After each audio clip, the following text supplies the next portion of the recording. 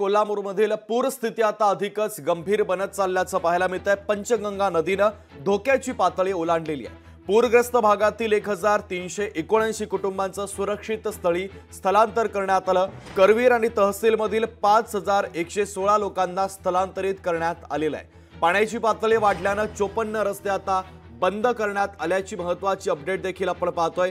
कोल्हापुरातील पूरस्थिती आता गंभीर बनत चाललेली आहे, कारण पंचगंगा नदीनं धोक्याची पातळी ओलांडली आहे।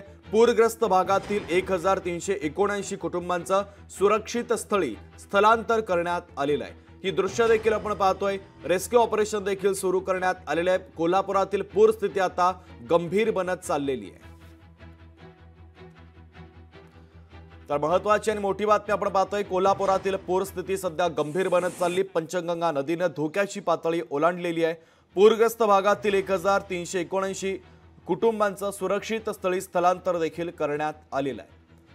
तर हे काही दृश्य देखील आपण पाहतोय। 54 रस्ते हे वाहतुकीसाठी बंद करण्यात आले। सखल भागामध्ये पाणी साचलेलं आहे, तर नदीकाठच्या गावांना सतर्कतेचा इशारा आधीपासूनच प्रशासनानं दिलेला आहे आणि त्यामुळे आता शहरात जवळपास कमरे इतकं हे पाणी आपण पाहतोय। पूरस्थिती आता गंभीर बनत चाललेली आहे। तर अनेकांचं स्थलांतर करण्यात आलं, तर अद्याप देखील स्थलांतराची प्रक्रिया सुरू करण्यात आलेली आहे।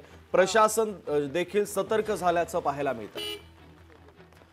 थेट जाऊयात कोल्हापूरमध्ये सतेज औंधकर आपले प्रतिनिधी आपल्याशी जोडले जात आहेत। त्यांच्याकडनं कोल्हापुरातील पूरस्थितीच्या संदर्भातले महत्त्वाचे अपडेट घेऊयात। सतेज, पंचगंगा नदीनं धोक्याची पातळी ओलांडलेली होती, आता पाणी आणखीनच वाढत चाललेलं आहे। आजूबाजूच्या परिसरामध्ये आता पूर आल्याचं पाहायला मिळतंय। लोकांचं स्थलांतर करण्यात आलं, अद्यापही काही नागरिकांचं स्थलांतर बाकी आहे। प्रशासनाच्या वतीनं आता मदत कार्य देखील सुरू करण्यात आलं। एकंदरीतच कोल्हापुरातील या पुराच्या संदर्भातले आतापर्यंतचे महत्त्वाचे अपडेट काय मिळत आहेत?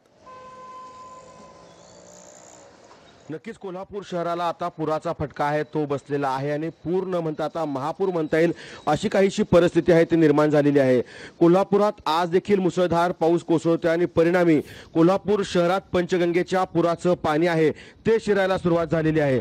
सध्या मी आहे व्हीनस कॉर्नर या परिसरामध्ये आणि व्हीनस कॉर्नर या ठिकाणी अनेक व्यवसाय या ठिकाणी आहेत, अनेक दुकानं या ठिकाणी आहेत आणि व्हीनस कॉर्नरचा परिसर हा शहराचा मुख्य भाग मानला जातो आणि या परिसरामध्ये आता पंचगंगेच्या पुराचं पाणी आहे ते शिरायला सुरुवात झालेली आहे। ही लोकशाहीच्या माध्यमातून मी एक्सक्लुझिव्ह दृश्य दाखवण्याचा प्रयत्न करतोय। या ठिकाणी लक्ष्मीनारायण मंदिर आहे, अनेक दुकानं आहेत, ती या ठिकाणी आता पाण्यात जायला सुरुवात झालेली आहे। जवळपास 3.5 ते 4 फूट या ठिकाणी पाणी आलेलं आहे। दुसरीकडे ज्या ठिकाणी अनेक आस्थापना आहेत, विशेषतः जिल्हाधिकारी कार्यालयाचा रस्ता आहे, या ठिकाणी देखील व्हीनस कॉर्नरच्या परिसरामध्ये साधारणतः 5 ते 6 फूट पाणी आलेलं आहे। त्यामुळे हे पाणी आहे ते तासागणिक वाढताना आपल्याला दिसून येतंय। सध्या चिंतेची बाब हीच आहे की अलमट्टी धरणातून जरी पाणी सोडलं असलं तरी कोल्हापुरात मुसळधार पाऊस कोसळतोय, त्याच्यामुळे ही परिस्थिती आता बिकट होत चाललेली आहे। नागरी वस्तीत पाणी शिरल्यामुळे जिल्ह्यातील 5,500 जे नागरिक आहेत त्यांचं स्थलांतर करण्यात आलेलं आहे। सध्या जी पंचगंगेची पातळी आहे ती तासागणिक 1 ते 1.5 इंचानं वाढताना आपल्याला पाहायला मिळते। या सगळ्या पुराच्या पाण्यातून आता नागरिक जीव मुठीत घालून आहे ते प्रवास करत आहेत। खरं तर जिल्हा प्रशासनानं 5,500 नागरिकांचं जरी स्थलांतर केलं असलं तरी देखील आता पूर परिस्थिती आणखीनच बिकट होते। त्यामुळे आणखीन काही नागरिकांचं स्थलांतर या ठिकाणी खरं तर होईल अशी एक शक्यता निर्माण झालेली आहे। राधानगरी धरणाचे 5 स्वयंचलित दरवाजे आहेत, 7 स्वयंचलित दरवाजे आहेत, त्यापैकी 4 स्वयंचलित दरवाज्यांतून अजूनही विसर्ग होतोय। त्यामुळे पूर परिस्थिती आणखीन जी आहे ते बिकट होण्याची जी शक्यता आहे ती निर्माण झालेली आहे। कोल्हापुरातील सखल भाग जो ज्या ठिकाणी आहे विशेषतः अगदी सतेज, महत्त्वाचे अपडेट या पुराच्या संदर्भातले पोहोचलेले आहेत, तुर्तास धन्यवाद। तर कोल्हापुरातील ही पूरस्थिती आपण पाहतोय। पाण्याची पातळी वाढल्यानं 54 रस्ते बंद करण्यात आले। पूरस्थिती आता गंभीर स्वरूपामध्ये पाहायला मिळते।